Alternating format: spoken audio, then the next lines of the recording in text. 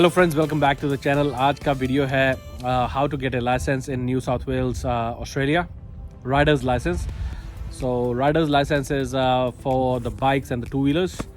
तो आप कैसे लाइसेंस लेते हो और कैसे यहाँ आपको क्या क्या करना पड़ता है उसके लिए, तो आज थोड़ा सा मैं बताऊँगा उसके लिए। तो इंडिया में बहुत बाइक चलाया हमने, बहुत स्कूटर चलाया, बहुत टू व्हीलर्स चलाए। बट जब मैं यहाँ ऑस्ट्रेलिया आया तो मेरे लाइसेंस के ऊपर, इंडियन लाइसेंस के ऊपर लिखा हुआ था car and scooter. Car and scooter means कि आप कार चलाने के लिए एलिजिबल हो और स्कूटर चलाने के लिए एलिजिबल हो। बट जब मैं RTA यहाँ गया कि अपना लाइसेंस यहाँ के लेने के लिए, तो उन्होंने बाइक लाइसेंस के लिए वो कहा कि आप बाइक नहीं चला सकते, आप स्कूटर चला सकते हो मगर आप बाइक नहीं, क्योंकि आपके लाइसेंस के ऊपर बाइक लिखा नहीं है। तो मैंने कहा मैं तो बाइक चलाता था, वहाँ बहुत चलाता था। तो वो कहते हैं कि या तो आप एम्बेसी से जाके, यहाँ जाके सिडनी में जो इंडियन एम्बेसी है वहाँ से जाके लिखवा के उसकी एक कॉपी लेके आओ जिस पे लिखा हो कि आप बाइक राइड भी करते थे या उसका प्रूफ हो हमारे पास, तो हम आपको लाइसेंस बना देंगे। जो फुल लाइसेंस जो होता है आपका, कि आपके कोई रिस्ट्रिक्शन के बिना जो आपको फुल लाइसेंस वो ट्रांसफ़र हो जाता है, वहाँ से आपको यहाँ भी मिल जाता है। Same with the car. अगर आप इंडिया में कार चलाते हैं, आपके पास इंडिया में कार फुल लाइसेंस था और आप उसको यहाँ आके आप रिन्यू करते हो, तो आपको जो जनरल जो टेस्ट देना है वो तो देना है, मगर जब आपका लाइसेंस बनता है वो एक फुल लाइसेंस बन जाता है। तो मैंने कहा कि यार ये तो बहुत बड़ा पंगा है, क्योंकि अब मैं जाऊँगा वहाँ, इतना टाइम स्पेंड करूँगा, कैसे बनाएंगे, नहीं करेंगे, क्या फॉर्मेलिटीज़ होंगी। तो मैंने कहा चलो यहाँ स्क्रैच से ही बनवा लेते हैं। तो स्क्रैच से वो होता है कि आपको लर्नर्स मिलता है, उसके बाद प्रोविजनल लाइसेंस मिलता है, उसके बाद फुल लाइसेंस मिलता है। तो मैंने सोचा कि चलो इसी उस पे चलते हैं और यही ऐसे ही लेते हैं लाइसेंस।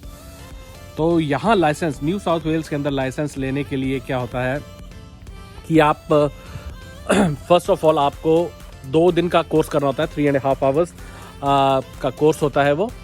तो उसमें आप क्या करते हैं, उसमें आपको पहले तो रूल्स सिखाते हैं, रोड्स पे आप कैसे चलाते हो बाइक को, कैसे आप जो क्या ध्यान रखना होता है चीज़ों का, तो वो चीज़ें आपने देखनी होती हैं। और आपको बताते हैं कि कैसे आपने गाड़ी पे क्या, जब आप बाइक चलाओगे तो क्या ध्यान रखना है, कैसे आपने अपना शोल्डर चेक्स करने हैं, आपने पीछे रियर व्यू मिरर में देखना है, कैसे अपने आप को सेफ रखने के लिए क्या क्या आपको करना पड़ेगा।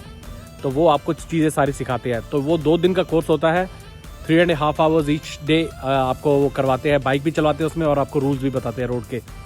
तो वो 2 दिन का कोर्स किया मैंने। तो वो 2 दिन का कोर्स करने के बाद आपको एक कंप्यूटर टेस्ट देना होता है, जिसमें आपको वो अराउंड 600 क्वेश्चंस होते हैं, कि जिसमें से वो आपको 45 क्वेश्चंस आपको टेस्ट में देते हैं।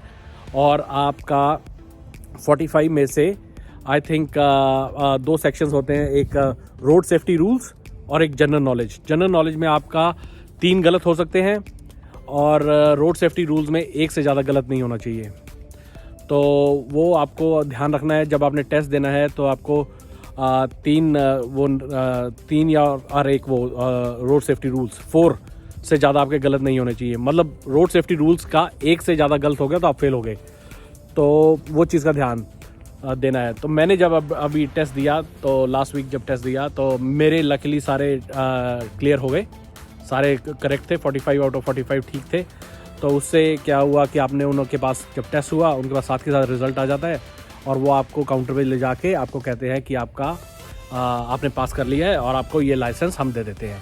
तो वो क्या करते हैं, आप तो या एक उस लाइसेंस को आप अपने कार लाइसेंस के ऊपर ही उसमें ऐड कर देते हैं कि you can ride a bike. तो वो कैसे करते हैं कि कार के लिए C लिखा होता है और उसके लिए बाइक के लिए वो आपको R और लर्नर्स लाइसेंस LNR लिख देते हैं उसके साथ में।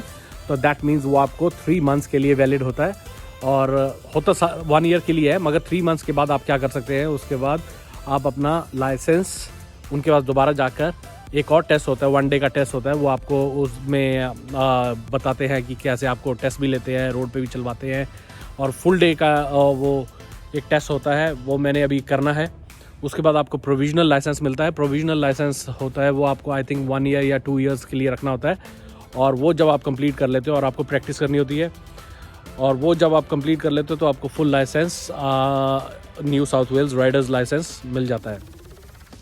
तो ये है complete process how to get a licence in New South Wales, rider licence, जो बहुत देर से मेरा मन था कि करूँगा मगर बहुत नेवर गॉट टाइम और कभी इनिशिएटिव लिया नहीं उसके लिए। मगर लास्ट वीक सोचा चलो कर लेते हैं, तो लास्ट वीक किया, लाइसेंस मिल गया, तो लाइसेंस लिया। और अब वो कहते हैं कि आप लाइसेंस लेते हो तो आप प्रैक्टिस करो, चलाओ और ध्यान से चलाओ, उसको सेफ़ चलाओ, क्योंकि सेफ्टी पैरामाउंट है, इसमें बहुत ज़रूरी है सेफ्टी। आप पूरा प्रॉपर गियर के साथ और सब कुछ, हेलमेट और ग्लव्स सब, आपको पूरा कुछ उसको लेके आपने उसको राइड करना है बाइक को, तो वो बहुत ज़रूरी है।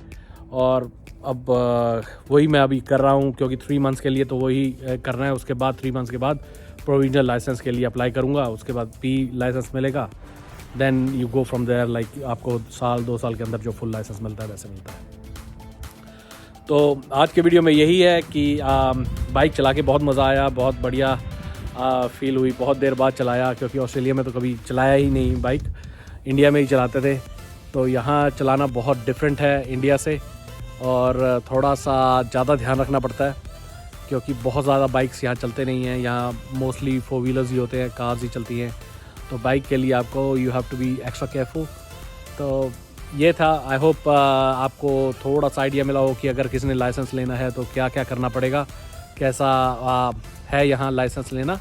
और I hope you like it and I will see you in the next one. Thank you, bye.